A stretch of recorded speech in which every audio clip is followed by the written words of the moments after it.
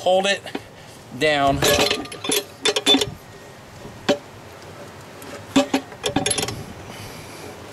And that's on. Okay? Now this one, these tend to be, this is the most difficult part, at least for me, is getting the final bead on. Because it's going to want to stretch. It's not going to want to slide on as easy. Again, important to have the lube on it. And what's really important is as you start getting it on there, you've got to get the tire to drop down into the well of the rim to give yourself room to flange it along. So it's already wanting to spring back pretty well. Man, these are some stiff sidewalls. Alright, I've got to try to get this started. Okay, this is where we go up. I'm keeping a knee on it here. I'm getting the tire down in the wells. I'm going along. I'm still going along. I'm still pushing the tire down the well over on this side. No, don't do that. I don't want to break the bead. I might chase it here for a minute, but it'll eventually go.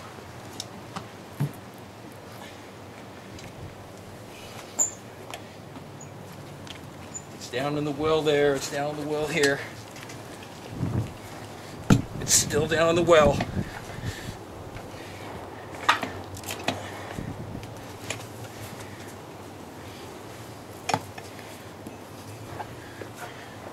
This side.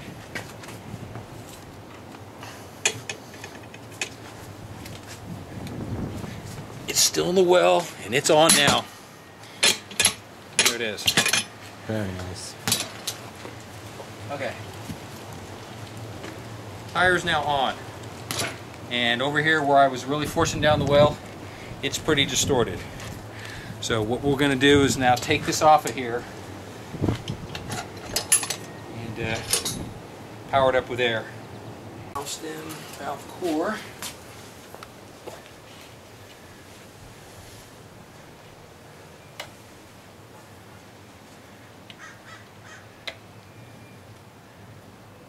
This is also why I take the core out, because at some point you want to let air out, and actually at some point you want to let air in. As I'm beating on it, trying to get the core up, I mean get the bead seated onto the rim, you're actually trying to make it expand. If you had the valve core in there, you'd be drawing a vacuum, and you might start fighting it.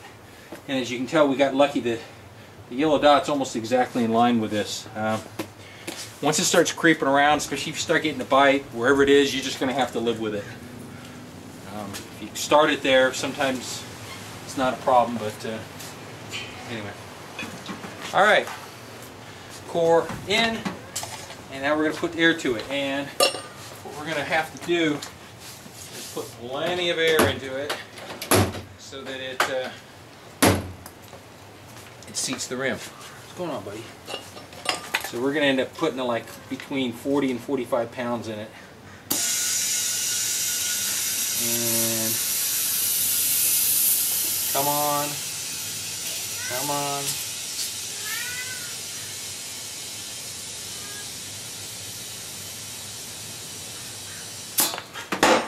Keep going. There. Both beads are seated.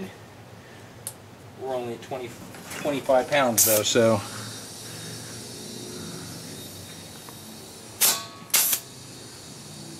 We're going to go up to a full 40, 42 pounds to make sure that it's seated up all the way. And we're also going to check for leaks right now.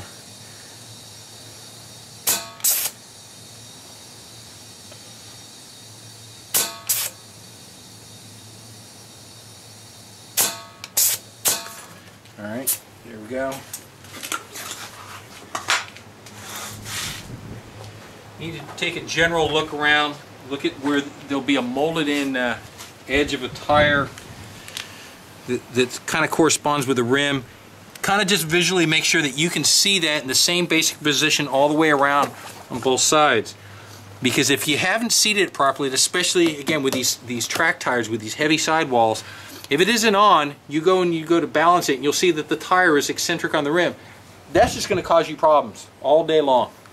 And even on a street tire, it's going to cause you problems. You're going to have, in particular, you're going to have braking issues, and that you don't want. You don't want to have any wheel hop. So we should probably be okay. Use the same soapy water we use for putting it on. And all we got to do is just go around the rim. If you have a leak, you will see it without any effort at all, because it will blow big ass bubbles. Nothing. Look around the valve stem as well, including on the top. If the valve stems are more than maybe 3 years old, get new valve stems, because they're all of like $5.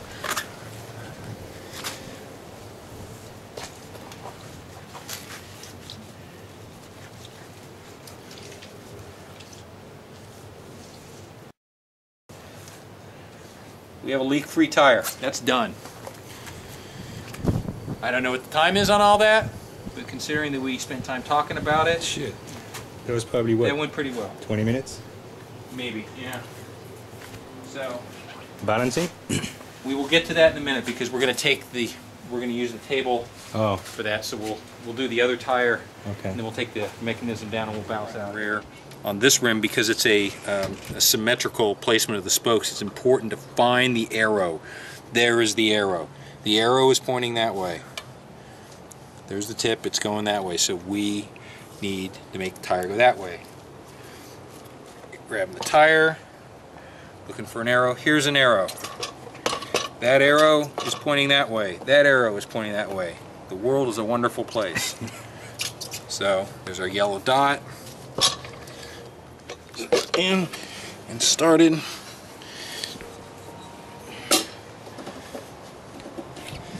Fronts are usually light years easier than the rears. Just keep dropping the tire down on the well. Sometimes, like it's doing now, it'll try to chase me, but usually I'm going quicker than it's coming out, and it's on like that. Dicking around, man. And again, because it didn't really creep that much, even though you can't see it, there's the yellow dot. So it's just, it's what it should be. That's 2 tires, in a relatively quick amount of time. And so we're going to take this off, put air in it, check it for leaks. Here's the John Hughes wheel balancing stand. I have an AutoCAD drawing of this if somebody really wants to build one. It's just made out of old conduit, just because I had it laying around. Some angle iron. The big thing is these are precision ball bearings for the lack of friction, because the 1/2-inch shaft, it's the balancing shaft, rides on the bearing. So as we are spinning the tire, we're not spinning on the bearings in the tire, we are spinning on these bearings. The reason for it is that there's too much static resistance in the bearings and the seals associated with that to accurately balance it. You have to have an outside source, and as you can see, this rolls with little effort at all. When you have the flywheel effect of this plus the weight imbalance at the diameter that it has, this very easily demonstrates out of balance characteristics where we can get it within 1 wheel balance weight of perfect. It is a static balance. Don't want to have anybody stay any shit like, no, it should be dynamically balanced. Okay, then go ahead and spend the money and get one for your house for the 5 times you change a tire in your life. This works. I haven't had any issue with it as long as the tire is concentric with the rim, as I mentioned earlier. If that's off, your balance will be off and you'll still be fighting a problem. So as long as those are seated properly, this works adequately for a motorcycle in my world. You don't like it? Again, made a pair of conical adapters. This is just standard 1/2-inch drill rod. Actually, this is not drill. This was a simple 1/2-inch shaft that I had a long piece, rolled it on a surface plate until I found a section that was dead straight.